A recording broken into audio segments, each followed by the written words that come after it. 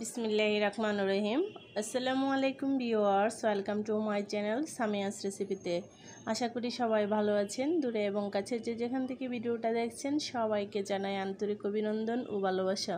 আমি বরাবরের মতো আবারও চলে আসলাম আরেকটা মজাদার রেসিপি নিয়ে। আমি আজকে আপনাদের সাথে দেশি মুরগি দিয়ে একটা স্পেশাল চিকেন বোনা রেসিপি করে দেখাবো। আশা করছি ইনশাল্লাহ রেসিপিটা আপনাদের ভালো লাগবে। যাদের কাছে রেসিপি ভালো লাগবে তারা অবশ্যই পেজ ফলো করে আমার পাশে থাকবেন আর বেশি বেশি করে শেয়ার করে অন্যকে দেখার সুযোগ করে দিবেন।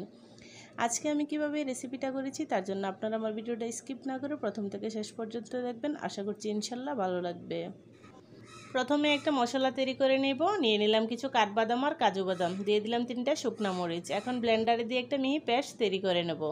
আজকে আমি এখানে একটা দেশি মুরগি নিয়ে নিলাম। প্রথমে দিয়ে দিচ্ছি 1.5 টেবিল চামচ রসুন বাটা আর 1 টেবিল চামচ আদা বাটা, দিয়ে দেবো এখানে হাফ কাপ পেঁয়াজ বাটা, আরও দিয়ে দিচ্ছি এখানে আমি স্বাদ মতো লবণ, 1 টেবিল চামচ জিরের গুঁড়া, 1 টেবিল চামচ শুকনো মরিচের গুঁড়া আর 1 টেবিল চামচের চেয়ে কিছু কম দিয়ে দিচ্ছি হলুদের গুঁড়া। এখন সবগুলো উপকরণ আমি মাংসের সাথে ভালো করে মাখিয়ে নেব। দিয়ে দিচ্ছি এখানে আমি হাফ কাপ সয়াবিন তেল। এখন হাত দিয়ে ভালো করে মাখিয়ে নিচ্ছি। তো আজকে আমি গরুয়া উপকরণে একটা স্পেশাল চিকেন বোনা আপনাদের করে দেখাচ্ছি। এখন হাত দিয়ে কিভাবে চটকে নিচ্ছি দেখিয়ে বুঝতে পারছেন। তারপর আমি এই ম্যারিনেট করা মাংসগুলোকে রেস্টে রেখে দেবো 1 ঘন্টা। আপনারা অবশ্যই রেসিপিটা একবার হলেও ট্রাই করবেন আর কমেন্টে জানাবেন খেতে কেমন হয়েছিল। এদিকে চুলাতে একটা প্যান বসিয়ে পরিমাণ মতো তেল আর পেঁয়াজ কুচি দিয়ে নিলাম আর দিয়ে দিচ্ছি তেজপাতা, দারচিনি, এলাচ আর এক টুকরো জয়িত্রী। এখন সবগুলোকে ভালো করে ভেজে নিচ্ছি। এই পর্যায়ে দিয়ে দিচ্ছি আমি ম্যারিনেট করে রাখা মাংসটা। মাংস দেওয়ার পর আমি এটাকে একটু নেড়ে চেড়ে চুলার আঁচটা মিডিয়াম হিটে রেখে আমি 5 মিনিট এটাকে প্রথমে রান্না করে নিচ্ছি। ঢাকনা দিয়ে ডেকে দিলাম। তারপর আমি আজকের এই রেসিপিটা কিভাবে করেছি এ টু জেডই আপনাদের সাথে শেয়ার করে নিচ্ছি। তো আপনারা এই রেসিপিটা পোলাও কিংবা লুচি পরোটা যে কোনো আইটেমের সাথেই পরিবেশন করতে পারেন। এই পর্যায়ে মাংস থেকে অনেকটাই পানি ছেড়ে এসেছে। তো এখন আমি আবারও নেড়েচেড়ে কিছুক্ষণ এটাকে কষিয়ে নেব।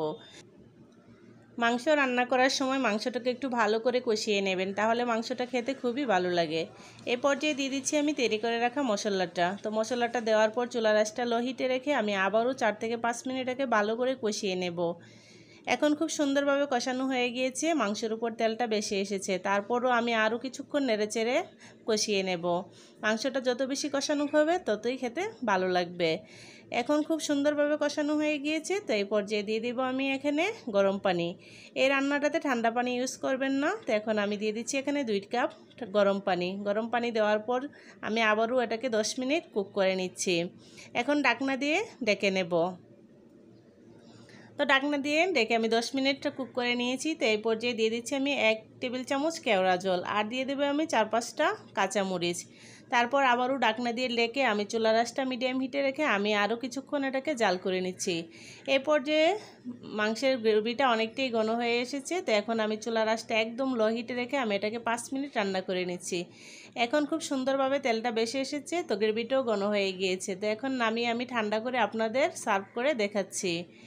তো মাশাআল্লাহ আজকের এই রান্নাটা দেখতে যেমন সুন্দর হয়েছিল, খেতে তেমনই অসাধারণ হয়েছিল। তো আপনারা অবশ্যই লুচি পরোটা যে কোনো আইটেমের সাথে এটা পরিবেশন করতে পারেন। আমার চ্যানেলে এরকম নিত্য নতুন সহজ এবং মজাদার রেসিপি পেতে প্লিজ আমার চ্যানেলটাকে সাবস্ক্রাইব করে আমার পাশে থাকবেন। ভিডিও ভালো লাগলে অবশ্যই সবার সাথে শেয়ার করে নেবেন। আশা করছি আবার দেখা হবে অন্য কোনো নতুন রেসিপিতে। সেই পর্যন্ত সবাই ভালো থাকবেন। ভিডিও দেখার জন্য আবারও সবাইকে অসংখ্য ধন্যবাদ। আল্লাহ হাফেজ।